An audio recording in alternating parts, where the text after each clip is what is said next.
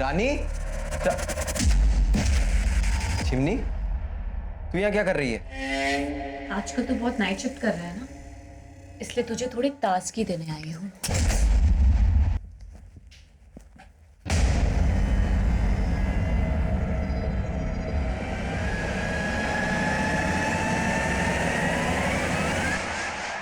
तुम यहाँ?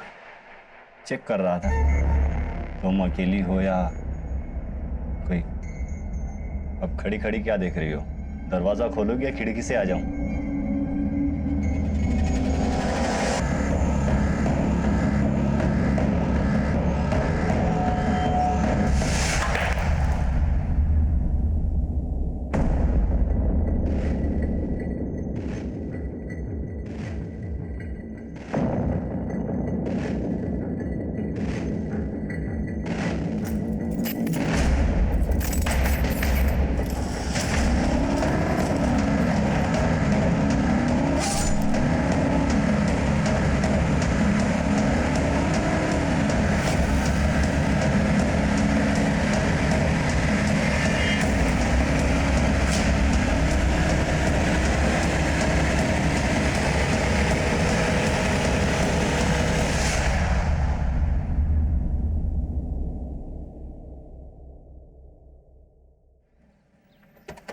नमस्कार, मैं senior inspector Abhimanyu Jindal, crime petrol Dastak में आप सभी का स्वागत करता हूं।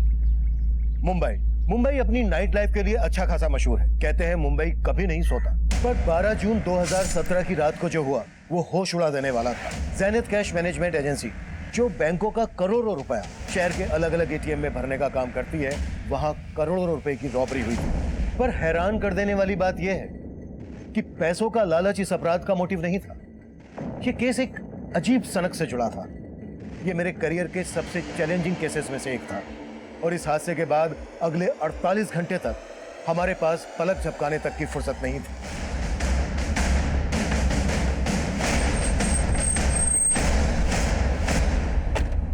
सर, मैं यहाँ का रीजनल मैनेजर हूँ, प्रथमेश। सर, हमारे यहाँ क्यों लूट नहीं हुई, एक मर्डर भी हुआ सर। ये देखिए सर, ये अनमोल है, हमारे यहाँ गार्ड की नौकरी करता था सर। और इसके अलावा 2 और गार्ड थे सर, जो बेहोश थे। वो कहाँ है? सर, हमने उन्हें हॉस्पिटल पहुंचा दिया। आप? मैं विक्रम सालुंखे, इस कंपनी का ओनर। आपका लॉकर रूम किधर है? आप आइए सर। विकास, बाहर देखो सर। 1 minute, don't touch. आप लोग यही वेट कीजिए।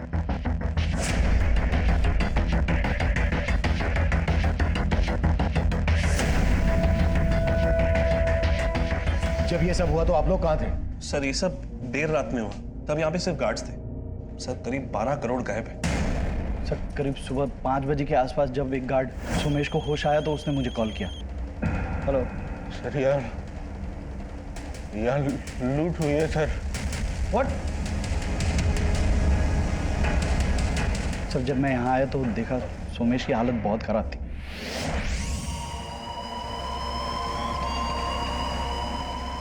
और रवि भी बेहोश पड़ा हुआ था सर, और एक गार्ड गायब था सर। एक गार्ड गायब भी है? कौन? माधव सिंह। सुबह से ही उसका फोन बंद है। मैंने प्रथमेश को भी उसके घर पे भेजा था, तब पता चला कि 10 महीने पहले ही वो उस एड्रेस से शिफ्ट हो चुका था सर। और सर, वो लोग सीसीटीवी का सारा फुटेज लेके चले गए। हमारे पास एक भी रिकॉर्डिंग नहीं है।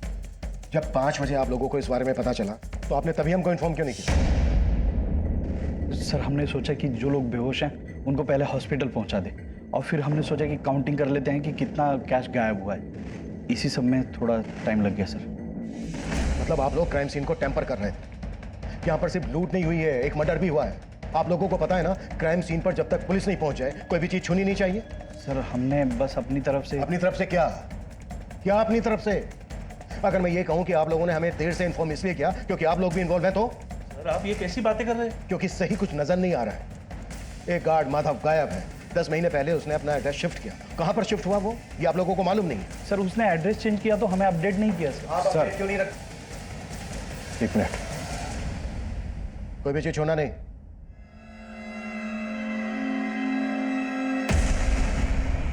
ये देखिए सर, यहाँ के सीसीटीवी को कपड़े से ढक दिया गया है।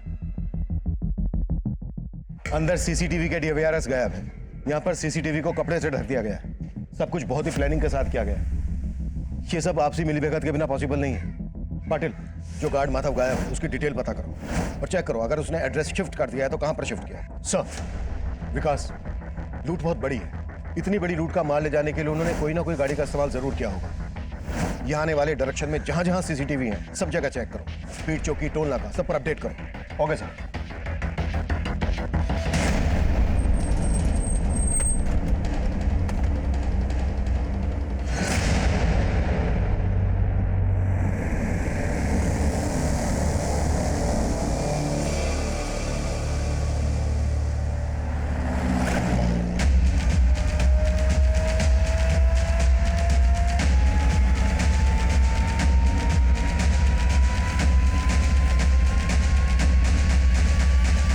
इस रॉबरी के लिए कौन रिस्पॉन्सिबल और कितने रुपए की लूट हुई है यहाँ? देखिए, कंपनी 12 करोड़ का दावा कर रही है, लेकिन जब तक हमारी जांच पूरी नहीं हो जाती हम ये फिगर कंफर्म नहीं कर सकते। बोरीवली की जेनिथ कैश मैनेजमेंट एजेंसी में 12 करोड़ की लूट के बाद से यहाँ पे काम करने वाला गार्ड माधव सिंह फरार है और यहाँ के एक दूसरे सिक्योरिटी गार्ड की हत्या भी हुई है। पुलिस अपनी छानबीन में लगी हुई है। हम भी इन पर नजर बनाए हुए हैं। पल पल की खबर जानने के लिए देखते रहिए प्राइम टाइम।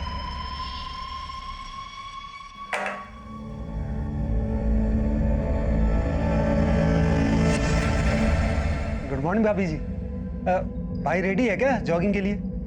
नहीं, वो तो नहा रहे हैं। आज जॉगिंग पे नहीं। क्लियर नहीं दिख रहा। विकास, ये रेड कलर की एसयूवी है। नाकाबंदी पर रेड कलर की एसयूवी के बारे में अपडेट कर। Okay sir.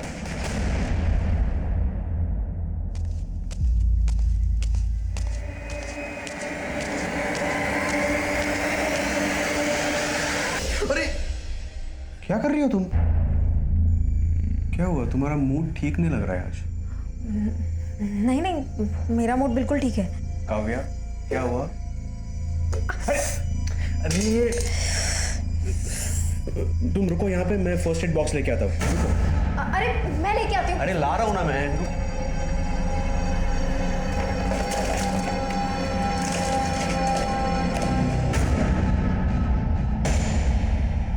अब रो के क्या साबित करना चाहती हो तुम? मैं भी मर जाती हूँ, तुम मुझे मार दो। अगर तुमसे प्यार ना करता होता तो कब का मार चुका होता तुम्हें। इस आदमी के लिए तुमने मुझे धोखा दिया, ये मानती हो कि नहीं? तुम बोलती क्यों नहीं हो? अफसोस है कि नहीं तुम्हें?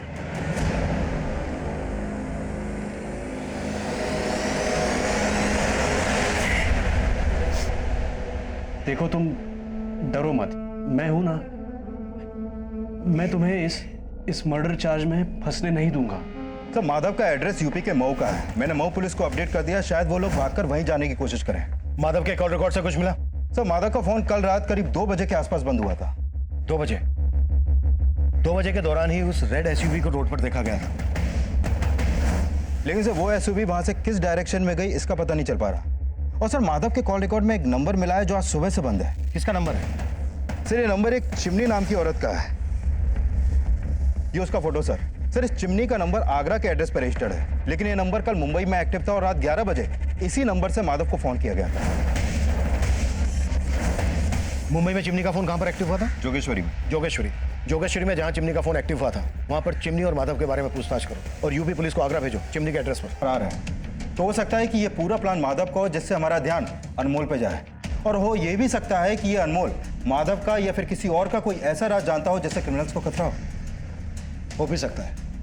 विकास, इस अनमोल का भी बैकग्राउंड चेक करो। आई एम श्योर इसके मर्डर के पीछे कोई बड़ी साजिश है। सर, माधव का फोन अभी अलीबाग में ऑन हुआ है। ये नंबर अभी भी वहीं एक्टिव है।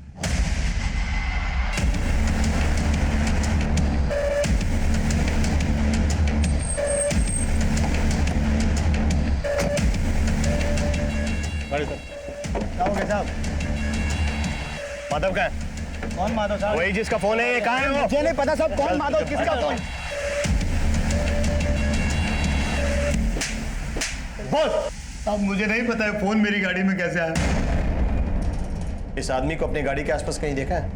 नहीं साहब, इस आदमी को तो नहीं देखा। हाँ साहब, मैं सवारी उतार के अलीबाग चाय पीने के लिए रुका था साहब। मैंने वहाँ देखा कि एक आदमी बार बार मेरी गाड़ी के आसपास मंडरा रहा है। क्योंकि जरूर सारा कालाकांडी उसी आदमी का किया जा रहा है। उस ड्राइवर पर भरोसा नहीं किया जा सकता विनय। सर, अभी तक तो उसने कुछ उगला नहीं है। लगता है सच बोल रहा है। उस ड्राइवर ने जिस चाय की दुकान के आसपास उस आदमी को देखा था वहां पर छानबीन करवाओ। हो सकता है माधव की वहां से कोई लीड मिल जाए। Sir sir sir Agra police chimney के नेटिव एड्रेस पे पहुंची थी। वहां उसकी मां से पता चला कि चिमनी ये मुंबई में जोगेश्वरी में रहती है। जोगेश्वरी में कहाँ?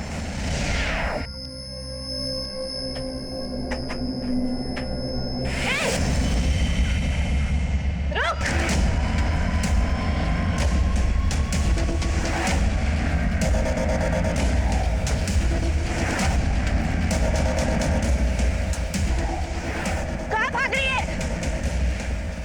रुक!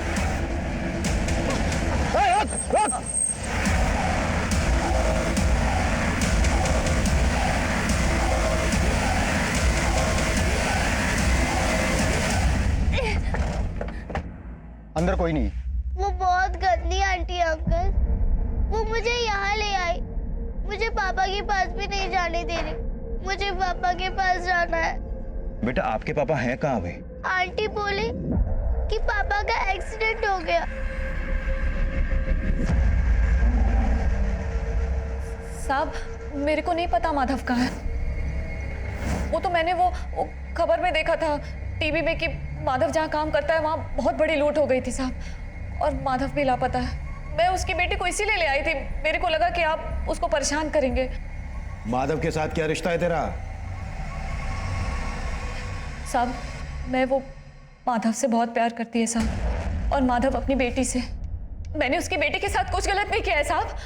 मैं तो उसका ख्याल रख रही थी, उसे खाना खिला रही थी साहब, उसकी माँ जैसी थी मैं साहब। लेकिन उसकी बेटी मेरे को पसंद नहीं करती थी साहब।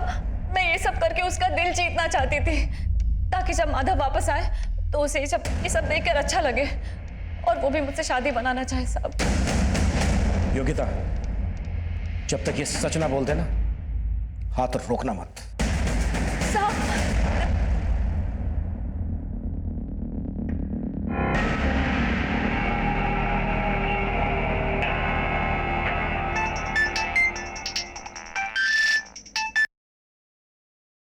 हेलो प्रथमेश सर, हम माधव बोल रहे हैं। वो आपने जैसा कहा था, हमने सारा 12 करोड़ ठिकाने लगा दिया है। साले माधव तू गाली मत दीजिए सर, वो गलती हुआ जो अनमोल को मार दिया। अभी आगे बताइएगा क्या करना है, हम आपको थोड़ी देर में फोन करते हैं। सर हमने जैनित कैश मैनेजमेंट एजेंसी के एम्प्लॉयज के बारे में पता किया। सर इस माधव ने 3 साल पहले इस एजेंसी को ज्वाइन किया था, और इससे पहले ये जिस कंपनी में था वहाँ के लोग इसके बारे में अच्छा ही बोल रहे हैं। प्रथमेश भी माधव की ईमानदारी के बारे में बखान कर रहा था। लेकिन सर इस प्रथमेश का बैकग्राउंड भी क्लीन नहीं है। इससे पहले जिस कंपनी में था वहाँ के कैश वैन से 3 करोड़ रुपए की लूट हुई थी, जिसकी वजह से इसे उस कंपनी से निकाल दिया गया। फिर इसने अपनी कंपनी शुरू की जो बहुत जल्द बंद हो गई। उसके बाद इसने जैनित कैश मैनेजमेंट एजेंसी को ज्वाइन किया, और अब यहाँ भी 12 करोड़ की लूट हुई। मैं पहले से ही कह रहा हूँ कि बिना अंदर की मिली भगत के इतना बड़ा कांड पॉसिबल ही नहीं। लेकिन सर इस मिली भगत में अनमोल की भूमिका को भी समझना होगा। सर अनमोल ने 10 महीने पहले इस एजेंसी को ज्वाइन किया था, और ये लोग भी बोल रहे हैं कि अनमोल नहीं, चाय में नशीली दवा मिलाई थी। और सर अनमोल के कॉल रिकॉर्ड में एक ऐसा नंबर मिला है जिस पर वो रेगुलर बात करता था, लेकिन अभी वो नंबर बंद है। किसका नंबर है? सर ये नंबर इस रजनी सिंह के नाम पर रजिस्टर्ड है। ये अनमोल इस रजनी से काफी टच में था। माधव चिमनी के साथ टच में था, और अनमोल इस रजनी के साथ टच में था। हो सकता है चिमनी ने माधव को और रजनी ने अनमोल को हनी ट्रैप किया हो, और इन दोनों लड़कियों का इस रॉबरी के मास्टरमाइंड से कोई कनेक्शन हो। सर हमने प्रथमेश के मोबाइल नंबर को सर्वेलांस पर डाल रखा था। अभी उसको अलीबाग के पीसीओ से कॉल आया था, और कॉल करने वाला अपना नाम माधव बता रहा था। सर माधव मुझे फंसा रहा है, मैं सच बोल रहा हूँ सर, मेरे कहने पे कुछ नहीं हुआ है सर। सर मुझे नहीं पता कि उसने मुझे फोन क्यों किया। मुझे पता है कि तू माधव की पैरवी क्यों कर रहा था। अनमोल भी तेरे साथ इस प्लानिंग में शामिल था ना? क्यों मारा उसको? सर मैंने अनमोल को नहीं मारा, मैंने किसी को नहीं मारा। आप मेरी बात समझने की कोशिश करिए। माधव की गर्लफ्रेंड चिमनी और अनमोल की गर्लफ्रेंड रजनी, इनसे क्या कनेक्शन है तेरा? सर मैं किसी चिमनी किसी रजनी को नहीं जानता हूँ। जहाँ पर तू पहले काम करता था वहां पर 3 करोड़ की लूट हुई थी। बोलते ये भी झूठ है? नहीं बोलो झूठ है। सर मैं मानता हूँ कि वहां पे भी लूट हुई थी, लेकिन उसमें भी मेरा हाथ नहीं था सर। अवार, जब तक ये सच ना बोले ना, कुत्ता साले। सर मेरी बात सुनिए सर। सर मुझे सर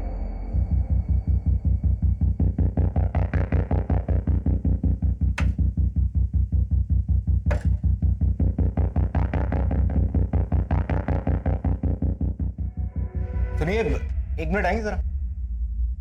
जी ये रजनी यहीं रहती है? जी। कहाँ गई है कुछ पता? सर ये तो नहीं मालूम, लेकिन हाँ परसों शाम को मैंने उनको सामान ले जाते हुए देखा है। देखकर तो लग रहा था शायद वो कहीं बाहर गांव जा रही है। ये रजनी के अलावा और कोई भी रहता है? नहीं, वो अकेली ही रहती थी। ठीक है, thank you. Rajni security guard Anmol की गर्लफ्रेंड थी, वही अनमोल जिसका रॉबरी के दौरान मर्डर हुआ था। और रजनी चिमनी, माधव और प्रथमेश के बाद प्राइम सस्पेक्ट बनकर हमारे सामने आई थी। और अब माधव के साथ साथ हमें रजनी की भी तलाश थी। रजनी को ढूंढने के लिए हम मुंबई के taxi, auto, bus stand, railway station, हर उस एरिया को स्कैन कर रहे थे जहां से वो शहर छोड़कर भाग सकती थी। वहीं माधव का पता लगाने के लिए हम अलीबाग के उस पीसीओ वाले एरिया को भी खंगाल रहे थे जहां से प्रथमेश को कॉल किया गया था। चिमनी और प्रथमेश से की गई लगातार पूछताछ के बावजूद भी कोई कामयाबी हमारे हाथ नहीं लगी। और अब जो इन्फॉर्मेशन हमारे सामने आई उसने फिर से हमारी सारी कोशिशों को नाकाम कर दिया। सर, मैं कॉल बैक करता हूँ। माधव की लाश मिली है अलीबाग में, और अलीबाग के पीसीओ से माधव ने ही प्रथमेश को कॉल किया था। ये हमें भटकाने की कोई चाल लग रही है मुझे। अब इतना तो साफ है कि इस गेम का असली खिलाड़ी कोई ऐसा है जिसने माधव और अनमोल का इस रॉबरी में अपनी ढाल बनाने के लिए इस्तेमाल किया था। सर, वो जो कोई भी है उसका मकसद प्रथमेश को फंसाना हो सकता है, क्योंकि मुझे नहीं लगता कि यह प्रथमेश पूरे प्लान का मास्टरमाइंड है, क्योंकि उसे पता तो होगा ही कि उसका फ़ोन हमारे सर्विलेंस में है, तो वो इतनी बड़ी गलती तो करेगा नहीं कि किसी क्रिमिनल से अपने ही फ़ोन पर बात करे। तो मुझे लगता है कि इन सब के पीछे रजनी का हाथ है। रजनी इन्वॉल्व तो है इसमें। एक बार रजनी हमारे हाथ लग जाए उसके बाद मास्टरमाइंड भी हाथ में आ जाएगा। हाँ पाटिल। सर, अभी कंट्रोल रूम से फोन आया था। हमारे एरिया में एक आदमी की डेड बॉडी मिली है।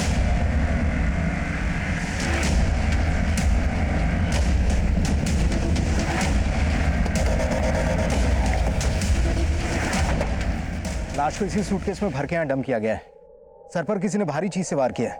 हमारी सारी टीम 12 करोड़ के रॉबरी केस पे लगी हुई है और अब ये मर्डर केस।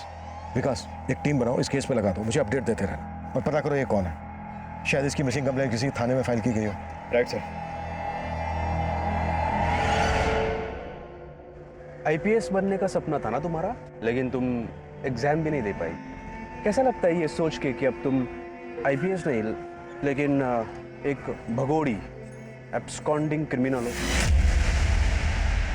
सर, रजनी से जुड़ी एक इन्फॉर्मेशन मिली है। मुझे इन्फॉर्मेशन नहीं, रजनी अंदर चाहिए पाटिल। सर, ये इन्फॉर्मेशन रजनी को जेल के अंदर लाने वाली हो सकती है। इसके घर पर जाओ, देखो कुछ ना कुछ हाथ जरूर लगे। सर,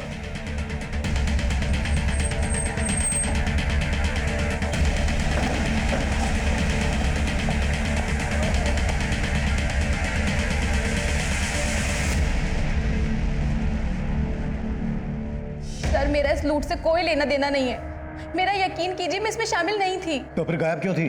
सर मैं बेकार में ही अनमोल के चक्कर में फंस गई थी। उसने कहा था कि उसे 1 करोड़ रुपए मिलने वाले हैं। सच? 1 करोड़? मजाक कर रहा है क्या? कौन देगा तुझे 1 करोड़? है एक सीक्रेट, इस बार ना बहुत बड़ा हाथ मारने वाला, उसके बाद ना अपनी लाइफ सेट है। सर अनमोल ने अपने दोस्तों के साथ मिलकर ये लूट प्लान की थी। उसने मुझसे कहा था कि लूट के हिस्से का पैसा वो मुझे लाकर देगा, लेकिन कोई नहीं आया और अनमोल का मर्डर हो गया। सर मैं बहुत डर गई थी, इसलिए अपनी मौसी के यहाँ आ गई। अनमोल ने अपने किन दोस्तों के साथ मिलकर ये सब प्लान किया था? सर मुझे इस बारे में कुछ भी नहीं पता। मैं सच कह रही हूँ सर, मुझे कुछ नहीं पता। सर यहाँ कल से ताला लगा हुआ है। रजत भाई अपनी बीवी के साथ यहाँ रहते थे, लेकिन सर बात क्या हुई? हमें रजत की लाश मिली है। लाश? हाँ। ये रजत की बीवी कहाँ होगी अभी, कुछ मालूम है तुम्हें? सर उसके बारे में तो मुझे नहीं पता, लेकिन एक दिन पहले जब मैं यहाँ पे आया था तो रजत की बीवी मुझसे बोली आज जॉगिंग पे नहीं जाएंगे, उनकी तबीयत ठीक नहीं है। और सर उसके बाद शाम को मैं यहाँ रजत को मिलने आया था, लेकिन उनकी बीवी ने बोला कि वो घर पर नहीं है। इसका मतलब वो झूठ बोल रही थी मुझसे।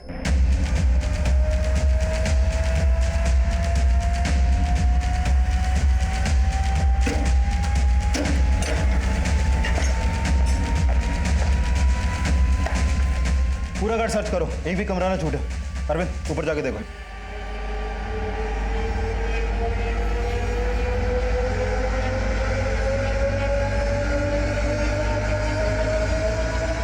ये रजत की वाइफ? जी सर, ये रजत की वाइफ और ये रजत है। सर रजनी अब भी वही बोल रही है। कि अनमोल के साथ उसके किसी दोस्त ने ये रॉबरी प्लान की थी, लेकिन माधव के अलावा तो किसी ऐसे दोस्त का पता नहीं चला है जिस पर शक किया जा सके। हाँ विकास, रजत की बीवी गायब है और उसके घर से ब्लड ट्रेसेस भी मिले हैं और पड़ोसियों से पूछताछ में पता चला है कि काव्या के साथ कल यहाँ एक आदमी भी देखा गया था। हो सकता है ये कोई एक्स्ट्रा मैरिटल अफेयर का एंगल हो।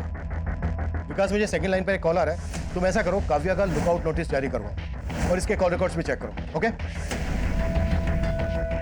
Hello, what?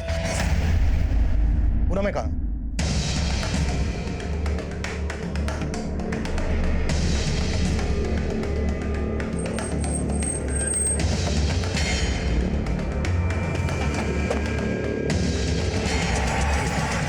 रुपये का पेटी इधर ही मिला था मेरे को साहब। मैं तो अपनी जमीन पे रोप करने के वास्ते आया था, तो इधर गीला मिट्टी देख के मेरे को थोड़ा सा कुछ लगा कि इधर गीला कैसे?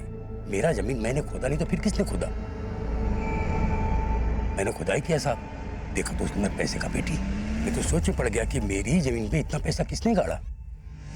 साहब इतना पैसा देख के तो एक बार मेरे दिल में भी थोड़ा लालच आ गया था, लेकिन साहब उसके अंदर उसके ऊपर मैंने कंपनी का नाम देखा लिखा हुआ और पेपर में पढ़ा था मैंने कुछ कंपनी में चोरी बिरी कैसा पढ़ा था, वो हिसाब से फिर मैंने आपको खबर किया।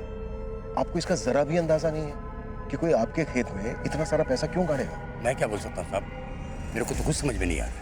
सर, पुणे पुलिस ने उस ट्रंक के कैश की काउंटिंग की, उसमें तकरीबन 6 करोड़ रुपया था, जबकि लूट हुई 12 करोड़। पाटिल, इससे भी बड़ा सवाल यह है कि रॉबर्स ने इतना सारा पैसा यहाँ पर क्यों और किस मकसद से गाड़ा। हो सकता है वो इसी एरिया का रहने वाला हो और यहाँ पर रहकर इस पर नजर रख रहा हो।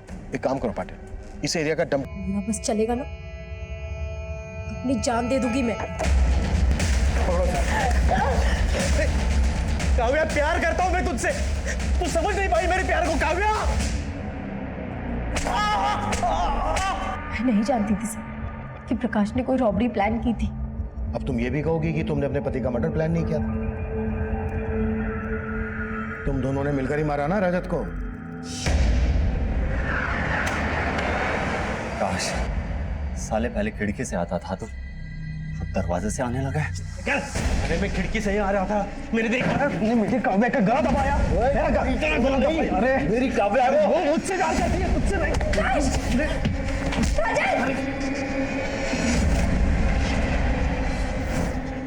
कब से जानती हो तुम प्रकाश को? शादी के पहले से मैं और प्रकाश एक दूसरे से प्यार करते थे, लेकिन मुझे ये समझ आ गया था कि मेरा और प्रकाश का कोई फ्यूचर नहीं, इसलिए मैं उससे अलग हो गई। हाँ, मैंने उस एजेंसी से 12 करोड़ रुपए लुटवाए, उस अनमोल को मरवाया, उस माधव को भी मरवाया, लेकिन मैंने किसी को नहीं मारा। आप प्लानिंग के हिसाब से अनमोल सबको चाय पिला के बेहोश करने वाला और बाद में खुद चाय पी के बेहोश होने वाला, ताकि आपको लगे कि उसने कुछ नहीं किया।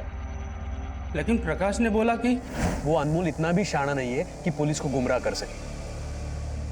खत्म कर दो उसको, और हाँ, एक गार्ड को वहां से उठा लेना। और इसलिए हमने माधव को वहां से उठाया था साहब। प्रकाश का प्लान था कि आपका शक माधव पे जाए, उसी के कहने पे हमने माधव से प्रथमेश को फोन किया। तूने इतना कुछ किया, फिर भी 12 करोड़ की लूट में से अपना हिस्सा नहीं दिया। ये करके क्या साबित करना चाहता था तू? मैं उस प्रथमेश से बदला लेना चाहता था सर। सर, मालाड में मैं जिस कंपनी में काम करता था वहां प्रथमेश मेरा बॉस था। काव्या भी वही काम करती थी। मैं काव्या से बहुत प्यार करता था। पता नहीं अचानक क्या हुआ, उसके घर वाले उसे लेके पुणे चले गए और मेरा और काव्या का मिलना बंद हो गया। मैंने प्रथमेश से कहा कि मेरी भी ट्रांसफर करा लो अपने पुणे के ऑफिस में, लेकिन वो माना ही नहीं। अगर मैं वहां जाता तो मैं काव्या को मना लेता, दोनों की शादी होती, लेकिन वो हुआ ही नहीं। प्रथमेश की वजह से उसने वो रजत के साथ शादी की। उस प्रथमेश की वजह से ना काव्या मेरी जिंदगी से चली गई। जुनून जब किसी इंसान के सर चढ़ जाए तो वो सही गलत का फर्क भूल जाता है। ये काफी हैरान कर देने वाला था कि 12 करोड़ की लूट करने वाले मास्टरमाइंड प्रकाश ने अपने लिए कोई हिस्सा नहीं मांगा था, जबकि इतनी सारी रकम देखकर एक ईमानदार आदमी की भी नीयत डोल सकती है। वहीं आज हमारे देश में उस गरीब किसान गणेश जैसे लोग भी हैं जिनकी ईमानदारी से हमें सबक लेना चाहिए। लेकिन इस केस में माधव ऐसे षड्यंत्र में मारा गया जो उसकी बेटी रानी के अनाथ होने की दुखद दास्तां बन गई। अब मैं सीनियर इंस्पेक्टर अभिमन्यु जिंदल आप लोगों से विदा लेता हूं। आपसे फिर मुलाकात होगी एक नए केस के साथ। देखते रहिए